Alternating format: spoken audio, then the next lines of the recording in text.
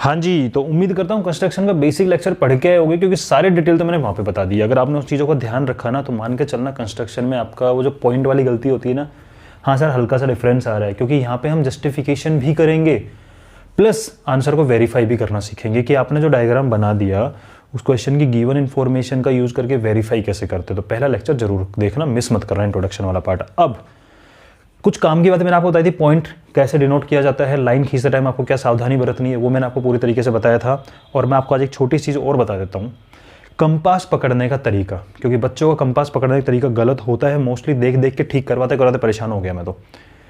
कुछ बच्चे क्या करते हैं, यहाँ पेंसिल डाल लेते हैं, ठीक है, उसके बाद ना उसको ऐसे पकड़ते हैं, इस वाले हिस्से को पकड़ के रखते हैं यहाँ से, यानी कि अगर इसको चुबा दिया, नीचे लगा दिया, ठीक है, पेज में, और इसको पकड़ के रखते हैं पेंसिल वाले हिस्से को। भाई बहुत गलत है, आप पेंसिल वाले हिस्से को नहीं पकड़ सकते। क्यों? अरे बैट्समैन को बैटिंग करते देखा है ना, क्या होता है, पैर जमा के रखता है, बैट का मूवमेंट होता है, यानी जिस पार्ट से बॉल को हिट करना है सिर्फ मूवमेंट उसका होता है, पैरों का मूवमेंट नहीं होता।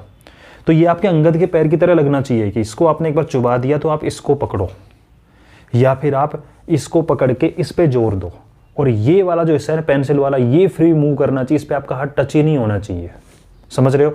इजीली। सर प्रैक्टिस से दिक्कत होती है, गाड़ी चलाते टाइम पता क्या होता है, ड्राइविंग जब करते हैं हम, तो ड्राइविंग में एक रूल सिखाया जाता है कि आपके हैंड ना कभी क्रॉस नहीं करने चाहिए एक दूसरे को, ठीक है। अगर हैंडल पकड़ते हैं आपके हाथ क्रॉस कर गए तो आप गलत चला रहे हो स्टार्टिंग में। बाद में तो आदमी एक हाथ से चला लेता है, फिंगर से भी चलाता है। तो वो चीज़ मैं आपको बता रहा हूँ, आपको यहाँ से नहीं पकड़ना है बेटा, यहाँ से पकड़ो गड़बड़ होगी। दूसरी बात, ऐसे भी नहीं पकड़ना है, इसको पकड़ने से क्या होता है, ये मूवमेंट हो जाता है, गलत हो जाता है। तो अपना पैर को जमा लो, इसको चुबा दो अच्छे से, मतलब ज़्यादा नहीं चुबाना है, मतलब आपका वेट होना चाहिए, हाथ का फिंगर से वेट होना चाहिए इसके ऊपर, और इसका पेंसिल वाले हिस्से का मूवमेंट फ्री होना चाहिए। इसको नहीं पकड़ोगे हाथ से, ऐसे भी नहीं पकड़ोगे, समझ गए? तो इस बात का ध्यान रखना है। अब हम जो करने वाले हैं कंस्ट्रक्शन नंबर 11.1 कि construction of bisector of any given angle, और ये सबसे इंपॉर्टेंट चीज़ है जस्टिफिकेशन।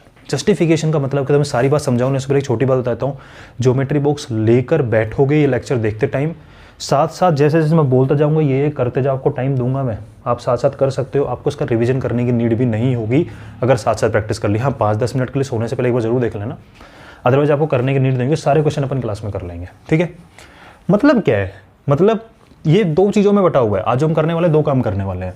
हम कंस्ट्रक्शन करेंगे bisector of any given angle, मतलब कोई भी गिवन एंगल होगा, 60 डिग्री दे दिया, उसका बाइसेक्ट करना है। बाइसेक्ट वर्ड का मतलब होता है two equal parts, bisect, bi मतलब टू, सेक्ट मतलब टुकड़े कर देना। टू इक्वल पार्ट में आपको डिवाइड करना है किसी भी गिवन एंगल को। सर इसमें क्या कंस्ट्रक्शन करना, मान लो मेरे को 60 डिग्री दिया हुआ है, मैं क्या करूँगा, डी लूँगा, 60 मेजर किया, डी से 30 बना दूंगा, बन जाएगा। एक तरीका तो वो है बिल्कुल इक्वल कर देना।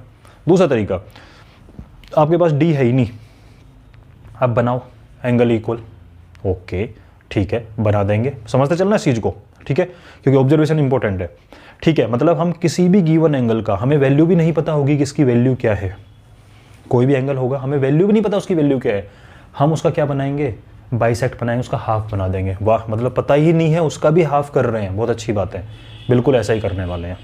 सेकंड चीज, जस्टिफिकेशन का मतलब क्या होता है, आपको अपनी बात को जस्टिफाई करना, और ये करना इंपॉर्टेंट है। आप लोग मिस करते हो इस चीज़ जस्टिफाई करने में, समझाऊंगा इस चीज़ को, ठीक है।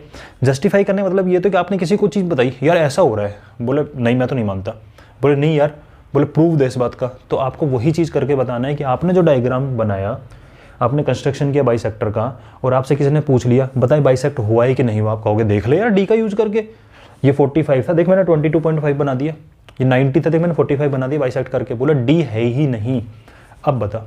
बोले नहीं यार ऐसी कैसी बात है, डी तो है हमारे पास में। बोले चल ठीक है डी मान लिया, लेकिन हो सकता है तेरा तुक्का लगाओ, मतलब तूने 90 का हाफ किया 45 बन गया, तूने 60 का हाफ किया 30 बन गया, हो सकता है तूने 10-15 एंगल और बना दिया, लेकिन क्या ये बात हर बार ट्रू होगी? तेरे तुक्के लग रहे हैं। इन्हीं में लगता है जो आइडेंटिटी होती है ना, आइडेंटिटी में क्या होता है, आइडेंटिटी होती है जो हर वैल्यू के लिए वैलिड होती है। सिमिलरली यहाँ भी हम जस्टिफिकेशन करके बताएंगे, अपने आंसर को जस्टिफाई करेंगे, प्रूव करके कि हमें वैल्यू से मतलब ही नहीं है, हमने जो बाइसेक्ट बनाया है ये हमेशा, मतलब जो हमने बनाना का प्रोसेस बनाया है, प्रोसेस करने की वजह से हम जो बोल रहे हैं कि दोनों एंगल इक्वल हैं, हमेशा इक्वल होंगे ही होंगे। ये जस्टिफिकेशन का मीनिंग है, ठीक है। तो अपन स्टार्ट करते हैं एग्जाम्पल के साथ में। बाइसेक्ट 60 डिग्री, वैल्यू इसलिए ले रहे हैं जिससे आपको ईजी लगे स्टार्टिंग में करने में इस चीज़ को, बाद में आप किसी भी के लिए कर सकते हो। तो बाइसेक्ट 60 डिग्री, आपको 60 डिग्री को बाइसेक्ट करना है। प्रोसेस क्या होगा सुन दो पहले समझ लो अच्छे से, उसके बाद खुद प्रोसेस फॉलो करना। तो अभी तो आप सिर्फ समझोगे, फिर मैं दोबारा करवाऊंगा, आप मेरे साथ साथ करना। देखो 60 डिग्री को बाइसेक्ट करना है तो दो काम हो गए ना। अरे पहले 60 बना तो लो, फिर उसके दो टुकड़े करेंगे। ओके, तो आपने क्या करा, एक लाइन खींची, ठीक है जी। उसके बाद में आपने डी को रखा है यहाँ पे। हाँ, अभी हम डी का यूज़ करने वाले हैं। मैं कंपास एंगल सिखाया नहीं मैंने आपको, सिखाएंगे बाद में। तो आपने डी का यूज़ किया, काउंटिंग इधर से होगी क्योंकि इधर तो कुछ है ही नहीं, मैंने प्रीवियस लेक्चर में समझाया आपको। आपने देखा ये 60 डिग्री होगा तो आपने लेके 60 डिग्री ऐसे बना दिया। अब आपको इस एंगल के 2 इक्वल पार्ट्स करने हैं। प्रोसेस सुन लेना। क्या, कंपास में चुभने वाले हिस्से को यहाँ रखोगे, थोड़ा सा खोलोगे। कितना खोलते हैं मैंने लास्ट क्लास में बताया कि ना तो ज़्यादा ना ज़्यादा कम, थोड़ा सा। तो आपने यहाँ से कंपास को ऐसे खोला और एक आर्क लगा दी और ये आर्क ऐसे जाएगी, ठीक है। उसके बाद में सुनते जाओ, दोबारा करवाऊंगा, फिर आराम से मेरे साथ साथ करना। अभी सिर्फ पेन ड्रॉप करके सुन लो, ठीक है। पेन को ड्रॉप कर दो और तसल्ली से सुन लो। यहाँ रख के कंपास को थोड़ा सा खोलना है, इसको ऐसे आर्क लगा लेंगे। ओके, मुझे इस एंगल का, तो एंगल का डिस्टेंस तो एक तरीके से यही है ना, इतना ही तो है एंगल। ओके, मुझे इसका हाफ करना है। हाफ करने का सबसे सिंपल तरीका होता है, वो चाहे परपेंडिकुलर बाइसेक्टर हो, कि आप कंपास लोगे, जितना डिस्टेंस ये है इसका मोर देन हाफ, हाफ से थोड़ा ज़्यादा खोलते हैं। सर हाफ से ज़्यादा क्यों खोलते हैं, वो चीज़ को सुन लो पहले।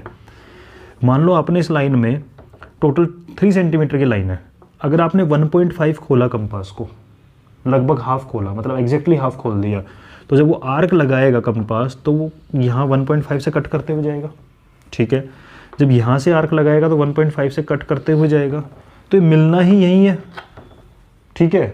मतलब आप पहले चेक करोगे स्केल लेके कि हम हाफ कर रहे हैं। और सर अगर हम लेस देन हाफ खोलें इसको, तो आपने हाफ से कम खोला इसको, तो ये कहीं यहीं कट मार देगा, ये कहीं यहीं कट मार देगा। क्या कभी मिलेंगी लाइन? हमें लाइनों को मिलाना है, सिंपल सी चीज़ है। आप पॉइंट की तलाश कर रहे हो और पॉइंट मिलते हैं जहाँ कंपास की 2 आर्क मिलती हैं, जहाँ कट करती है वहाँ पे आपको पॉइंट्स मिलते हैं, ठीक है। तो आपको सिंपल सा तरीका है, कभी भी याद रखना है, जिस भी चीज़ का आपको हाफ करना है, सुनना मेरी बात को, ध्यान सुनना, किसी भी चीज़ का आपको हाफ करना है तो क्या स्केल में हाफ मेजर करके पहले हाफ लेके कट मारोगे? नहीं, फिर तो काम ही क्या होगा, तो स्केल लेके टिक लगा लेगा, ये आर्क नाटक क्यों करना है हमें। तो सर हाफ से कम भी नहीं खोलते, क्यों? कभी कट ही नहीं करेंगे, तो हमेशा मोर देन हाफ ओपन किया जाता है ताकि कहीं ना कहीं तो कट करें। आप खुद सोचो, हाफ से ज़्यादा करोगे इस लाइन का तो ये लाइन आर्क कहीं ऐसे मारेगी, ये ऐसे मारेगी, कहीं तो कट करेंगे ना। हाँ सर कट कर रहे हैं, ठीक है। तो ये चीज़ होती है कि आपको हमेशा मोर देन हाफ खोलना होता है। सर मोर देन हाफ में क्या हम इसके बराबर भी खोल सकते हैं इसको? हाँ, कोई दिक्कत नहीं है। आपने कंपास चुभने वाला यहाँ रखा, पेंसिल यहाँ रखा, इतना दिख रहा है, ठीक है, फिल कर ली कंपास में। अब जो फिल करिए उसको ऐसे मारो, यहाँ से इस पॉइंट पे कंपास के चुभने वाले हिस्से को रखो, यहाँ से आर्क मारोगे, कितना खोल के, जितना है इतना खोल ले, कोई दिक्कत नहीं है, ठीक है। यहाँ रख के भी आर्क मारेगा, जहाँ ये कट करेगा इसको ज्वाइन कर देगा, ये आपका एंगल ऑटोमेटिकली बाइसेक्ट हो चुका है। यानी 60 डिग्री था तो ये वाला पोर्शन 30 होगा और ये वाला पोर्शन 30 होगा। कुछ कन्फ्यूजन, कोई दिक्कत नहीं है। अब मेरे साथ साथ बना और आराम से आपका हो जाएगा, ठीक है। अब उठा लो अपना ताम झाम जो भी आपके पास में। सबसे पहले एक लाइन ड्रॉ करो, कर भी फटाफट कर, ठीक है, कर ली ड्रॉ। ओके, डी रख यहाँ पे, डी रखने के बाद में 60 मार्किंग करो, बना दो, ठीक है। नाम रख देते हैं अब तसल्ली से, दिस इज AOB। पूरा आराम से सीखेंगे इस चीज को, ठीक है। स्टेप्स भी लिखवाऊंगा, कंस्ट्रक्शन स्टेप्स, जस्टिफिकेशन भी करेंगे। अब कंपास को यहाँ रखो, थोड़ा सा एक्स्ट्रा तरीके से खोलो, ठीक से, ज़्यादा बड़ा भी नहीं ज़्यादा छोटा भी नहीं, ठीक है। कंपास को खोला और एक आर्क मार दो ऐसे, ठीक है जी। लगा दी होगी, ठीक है। अब यहाँ रखना कंपास को जहाँ ये मिल रही है, जितना ये है उतना ही खोल ले, कोई दिक्कत नहीं है। हम हाफ से ज़्यादा खोलते हैं, याद रखना, हाफ से ज़्यादा में पूरा भी तो आता है। कंपास को चुभने वाले को यहाँ रखना, इतना है इतना खोल लेना, यहाँ से आर्क लगेगी ऐसे, बिना चेंज करे कंपास को अब यहाँ रखना, यहाँ से आर्क लगेगी ऐसे, ठीक है। कहीं तो मिलेंगी, जहाँ मिलती है इंटरसेक्टिंग पॉइंट का लाइन, जहाँ मिलती हैं 2 लाइनें वहाँ पे इंटरसेक्ट होता ही होता है, ठीक है। पॉइंट मिलना ही मिलना है और आप इसको लेके ऐसे ज्वाइन कर दो। अब अपना डी उठाओ और जरा मेजर करो ये कितना एंगल है, इसका नाम मैं रख रहा हूँ, चलो एक्स मान लिया, ठीक है। ये कितना एंगल है, ए ओ एक्स, मेजर करो। क्या 30 आ रहा है डी का यूज़ करके? ऑब्वियसली आएगा अगर आपने 60 बनाया है तो, ठीक है। तो बचा हुआ 30 होगा, तो आपने बाइसेक्ट कर दिया। हाँ सर, हो तो गया बाइसेक्ट, ठीक है। अब दो बात सुनो, कैसे प्रूव करोगे कि हाँ ये बाइसेक्ट हुआ है? ये तो 60 डिग्री था, आपने करके देख लिया डी से। मैं कह रहा हूँ वहाँ पर डी नहीं है। अब बताओ कि ये पक्का इसका हाफ है, ये आप कैसे बताओगे? दिस इज जस्टिफिकेशन, ठीक है। तो कैसे बताएं सर, कैसे बताएं, कैसे हो सकता है इस चीज़ को? तो हमें ये प्रूव करना है ना। देखो अपनी नीड पे जाना, मैं आपको रटे रटे चीज़ नहीं बोलूँगा कि हाँ डायरेक्ट बोल दूंगा आप याद कर लो उसको, नहीं। आप सोचो यार मुझे करना क्या है। बोले मुझे ये बताना है कि ये वाला एंगल और ये वाला एंगल सेम है। हाँ, ये तो प्रूव करना है कि इसमें दो इक्वल टुकड़े हुए तो ये टुकड़ा और ये टुकड़ा सेम होगा, ये प्रूव करना है। अच्छा, मतलब मुझे दो एंगल सेम प्रूव करने हैं। यार कुछ पढ़ा पढ़ा लग रहा है, जहाँ पे दो एंगल को सेम प्रूव करना होता है। और ट्राइंगल में कर सकते हैं, ट्राइंगल में कॉन्ग्रुएंसी अगर प्रूव कर दें कैसे भी करके, तो हमारा क्या प्रूव हो जाता है? CP/CT से एंगल इक्वल। अच्छा, लेकिन यार ट्राइंगल कहीं है ही नहीं। ये सर क्या मजाक कर रहे हो? है, ध्यान से देखो। तो मैं मान लेता हूँ कि इसको OA को इसने B पॉइंट पे, सॉरी B पॉइंट नहीं, इस C पॉइंट पे कट किया। भाई कहीं तो कट करा ही था। ऐसे इसने OB को जहाँ कट किया, इस पॉइंट का नाम मैं D रख लेता हूँ। और जहाँ यहाँ कट हुआ है ये चीज़, ठीक है, जहाँ इंटरसेक्ट ऐसे हुआ, इसका नाम मैं E रख लेता हूँ। नाम रख लो, कोई दिक्कत नहीं रखने में, ठीक है। सर ट्राइंगल की बात चल रही है, कुछ ट्राइंगल बना सकते हैं। हाँ बना सकते हो। कैसे? इसको यहाँ से ज्वाइन करो। इसी डायग्राम मत करना, आप देख काम करो दूसरे इस डायग्राम में चलो कर लो, कोई दिक्कत नहीं है। ऐसे ठीक है, ज्वाइन कर सकते हो, कोई प्रॉब्लम नहीं है। क्या आपको ट्राइंगल फील नहीं हुए? हाँ सर हो तो रहा है कुछ। ODE और OCE दो ट्राइंगल हो गए। इन दोनों ट्राइंगल को मैं थोड़ा सा बाहर ले जाके दोबारा बना रहा हूँ समझाने पॉइंट ऑफ व्यू से।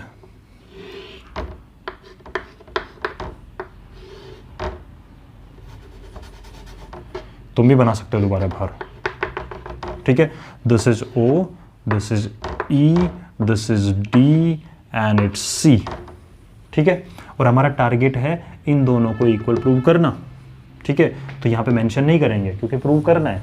अच्छा जी, दोनों कॉन्ग्रुएंट प्रूव करना है सर, कैसे करें कैसे करें? तो खुद ध्यान से देख, आपने जो आर्क मारी थी ऐसे, इस आर्क में कंपास चेंज हुआ था? नहीं सर। तो जहाँ जितना ये था इतना ही यहाँ तक था? हाँ जी। इसका मतलब जितना OC था उतना ही OD था? हाँ जी। ये दोनों सेम हैं? बिल्कुल है, ये दोनों सेम है। दूसरी चीज़, आपने C से ये ऐसे कट लगाया था? हाँ जी। कंपास को बिना चेंज करे D से भी कट लगाया था? बिल्कुल जी, लगाया तो था जी, हाँ ठीक है, लगाया था ना। ऐसे कंपास को चेंज किया था? नहीं। तो जितना ये था उतना ही ये था। अरे यार क्या बात है, जितना ये था उतना ये था। अब इन दोनों ट्राइंगल में ढूंढो, इस ट्राइंगल की ये साइड इसके इक्वल, इस ट्राइंगल की ये साइड इसके इक्वल, और बीच वाली तो कॉमन है ही। तो आप लिख सकते हो ना, आपका कंस्ट्रक्शन हो चुका है। कंस्ट्रक्शन सिंपल सा था, एक आर्क मारी, यहाँ से मारी, यहाँ से मारी, ज्वाइन कर दो, दिस इज कंप्लीट, ठीक है। अब हम जस्टिफिकेशन कर रहे हैं, ठीक है। जस्टिफिकेशन के हमने ट्राइंगल कंस्ट्रक्शन किया है। In triangle ODE and triangle OCE आप लिखोगे कि OD इक्वल टू OC, ठीक है। सेकेंड चीज़ आप लिखोगे DE इक्वल टू EC, और थर्ड चीज़ आप लिख दोगे इसके साथ में OE equal to OE common, ठीक है।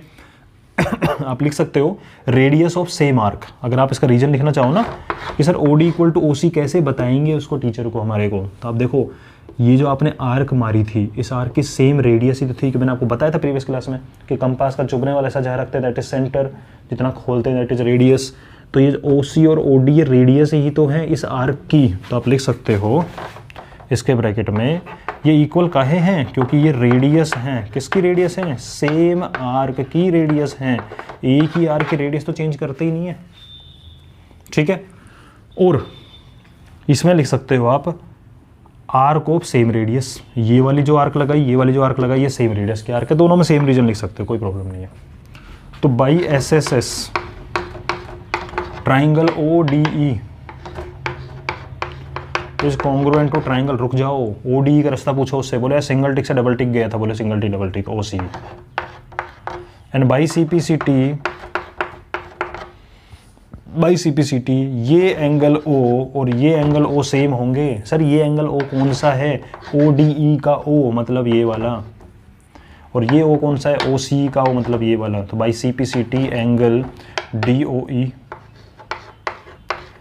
Equal to angle C O ई।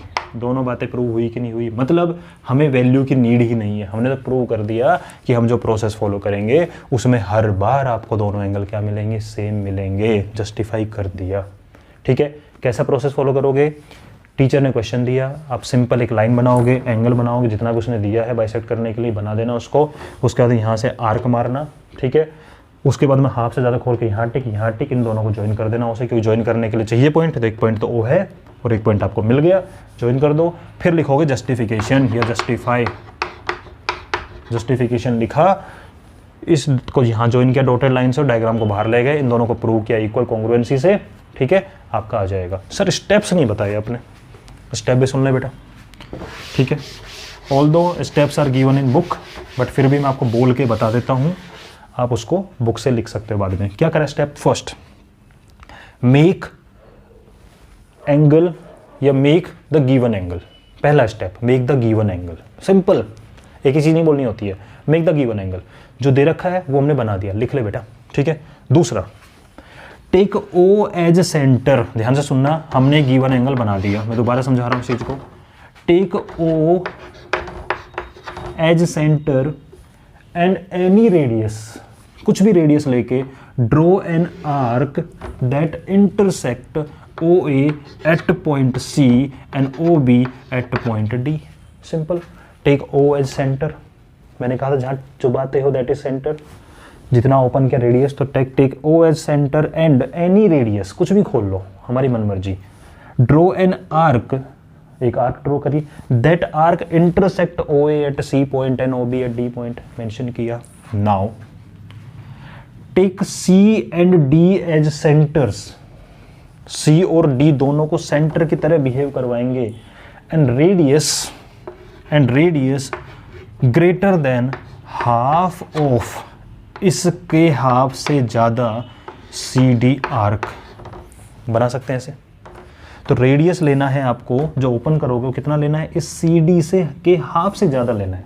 ठीक है, तो take R as centre, sorry take C and D as centres, centres plural बोल रहा हूं दोनों के लिए, एंड रेडियस सेम ही रखनी है अपन को, चेंज थोड़ी करना है। Radius more than half of arc C D, theory में ऐसे और वैसे लैंग्वेज में ऐसे। ठीक है, इस तरीके से ड्रॉ आर्क्स। ठीक है, आर्क ड्रॉ करी, and let the intersect at point E join OE, this is the desired bisector. This is the desired bisector. आपका काम हो चुका है, तो इजीली आप कर सकते हो। ऐसे ही प्रैक्टिस कर लो अभी बैठ के, एक 45 बना लो जल्दी से। ठीक है, फिर उसके बाद में आर्क ड्रॉ करा, यहाँ से ओपन किया मोर देन हाफ, यहाँ कट किया, उसका 45 का भी हाफ हो जाएगा। कुछ भी बना सकते हो। सर 90 बना के हाफ कैसे करें? आपने 90 बनाया, फिर उसके आर्क ड्रॉ करी। ठीक है, इस पॉइंट से और इस पॉइंट से लेकर यहाँ से आर्क मारी, यहाँ से आर्क मारी, ये 45 निकल के आ जाएगा आपका। कुछ भी कर सकते हो, कोई दिक्कत नहीं। ध्यान रखना कि जो आपका एंगल है वो कहाँ से कहाँ तक है। सर यहाँ से यहाँ तक है, तो इस पॉइंट से और इस पॉइंट से काम चलेगा। समझ गए इस चीज़ को? ये आपका होता है angle bisector of any given angle बनाना। बाकी हम और करेंगे इस चीज़ को जब हम बनाएंगे ना 30 डिग्री, 45 डिग्री, 15 डिग्री, वहाँ पे हम और करेंगे क्वेश्चन के प्रैक्टिस के टाइम पे। ठीक है, तो अच्छे से करो प्रॉपर तरीके से।